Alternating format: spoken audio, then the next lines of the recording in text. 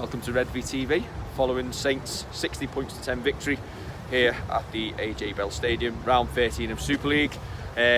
Obviously, with the good looking one, me, and Kev, as he's been told, the intelligent one on this show. Yeah, I've also been told that I was on Sky tonight looking miserable. I'd just like to reassure you, that's just my face. Yeah, equal opportunities. You've been told you look miserable on Red V, haven't you? And why wouldn't you be miserable after only scoring 60 points against the poor Salford side? I'm gutted we were walking away and it's not 70 or 80. It would have been if there was 13 men on the field the rest of the game. We'll get on to that in a minute. Yeah, no, in all seriousness, attack is definitely the best form of defence, isn't it? And our attack tonight was absolutely, we were just cutting through, hot knife through butter. Some of the plays that we were putting on there, I know Salford, well, how was Salford tiring when they had the extra man? Are they really that bad? Barba's way free. Yeah, you see, we looked completely irrepressible going forward. It was absolutely fantastic. I like that word, Kevin. Irrepressible. The intelligent one. As they say.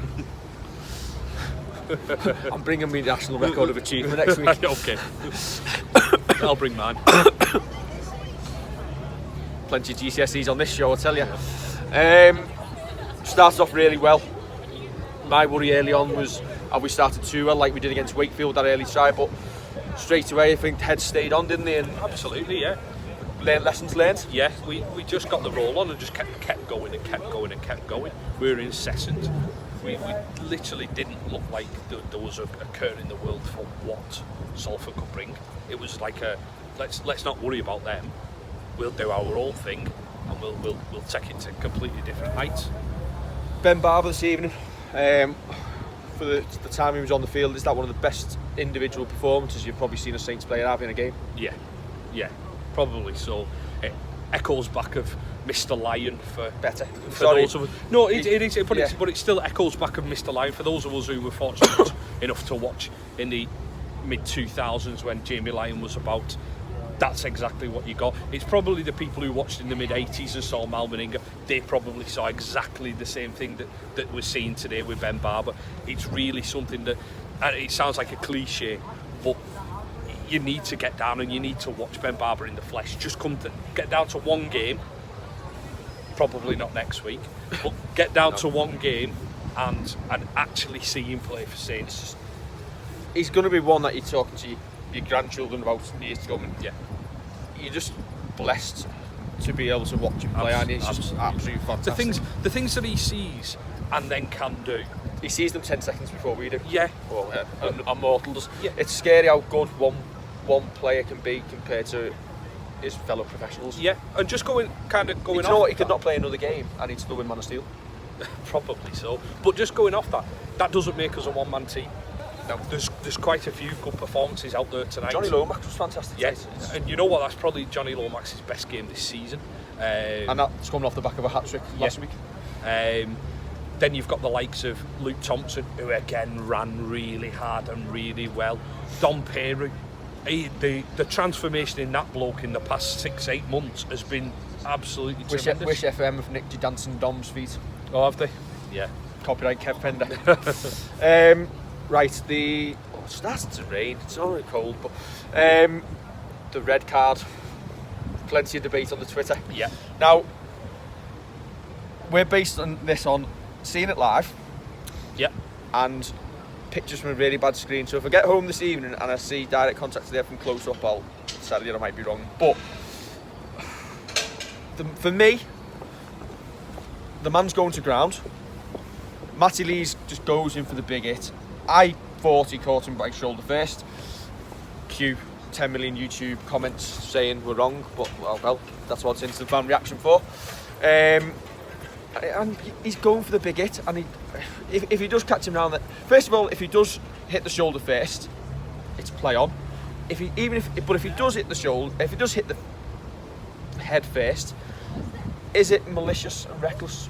Is it a red, or is it just misjudged? Because at the end of the day, if you're going to if by the rule book, direct contact to the head's the red card, but in that case, do you not see 3 reds a game? If he hits the head first, then no matter what, it's reckless. And if that is Barba Tommy Makinson on the deck fielding the ball, and I don't know, Craig Kopchak comes in and wallops him round the head, you're baying for a red. Okay, then we'll go back to Wakefield a couple of weeks ago. Yeah. Johnny Lomax is going for the line and gets clubbed round the head and nothing given. That by the RFL's match review panel was chest and then head. Oh, was it? Yes. Oh, right. So, was it really? Yeah, it was. Okay.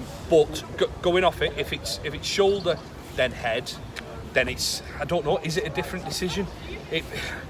Because you look at Callum Moore getting sent off against Wigan last year, where he hits ball and then head, gets sent off, and it's left as sending off sufficient. For me, the angle he's going down at, if you're going and you hit on the shoulder, it's very, very difficult to not be able to touch him around the head if he's slipping down into the tackle. Yeah, is it naivety not just to drop on the man? Is it youthful exuberance not to just drop on the man? But you see that plenty of times in the game where people go for the big hits, but I don't know. I know you do, but has he got it wrong? Again, you've probably got a slightly better view than I did, because I was towards the older way end.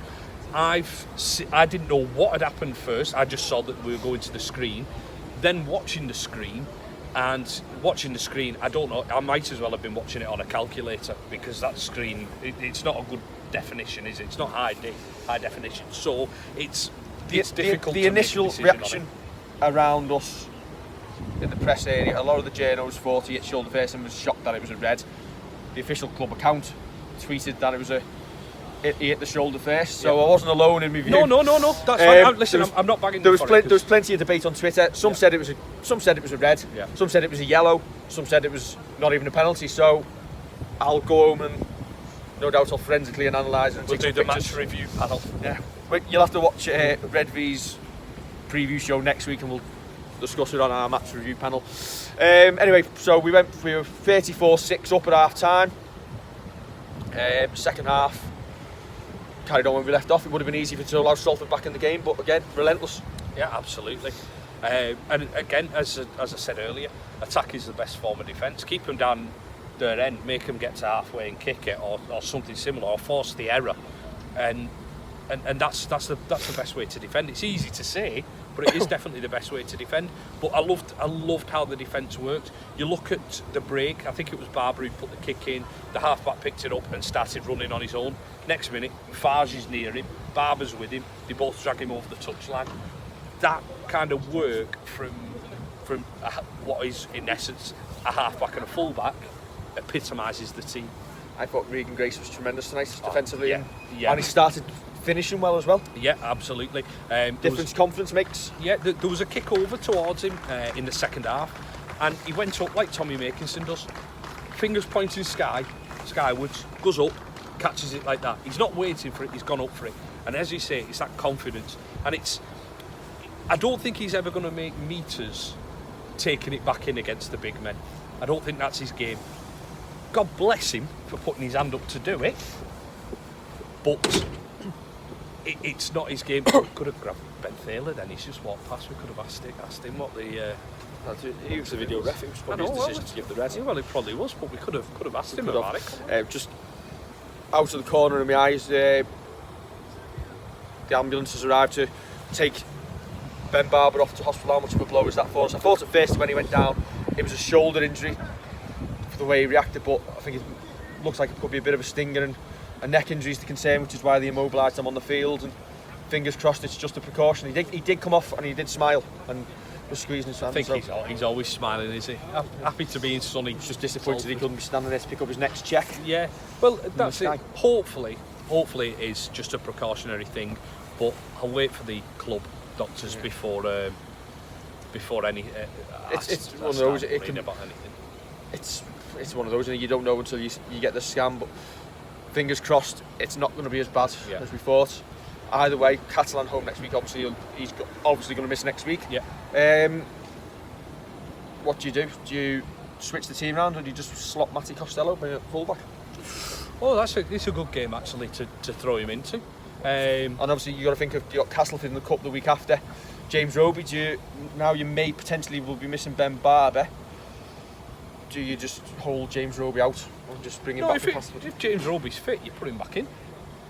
Because if he's fit, he needs the match sharpness then. So if Roby's fit and he's 100%, put him back in. there's no point just leaving him on the touchline for another week for no reason whatsoever. Costello's a good shout, just to drop him in at fullback and leave the team as it is.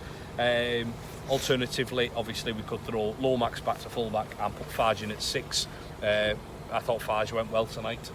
Did anybody have a bad game? No, I don't think they did, to be honest. 2 weeks running. Yeah. Another 60 points on the board. Go for points difference. Yep. I'm beginning to run out of things to say about this Saints side, the way they play at the minute. It's just like going back to the sides of the early 2000s anyway, when you return up thinking how much you're going to win by, and it's absolutely fantastic to see. We've got our Saints back. Yeah, absolutely. It's so refreshing to see. And even though I might have looked miserable on Sky, You're always yeah, it's just my face. Smile, Kevin. It was another tremendous performance. It was another performance that makes you glad that you've ventured out to Salford on a Thursday night, and nobody in the history of man's ever said that before.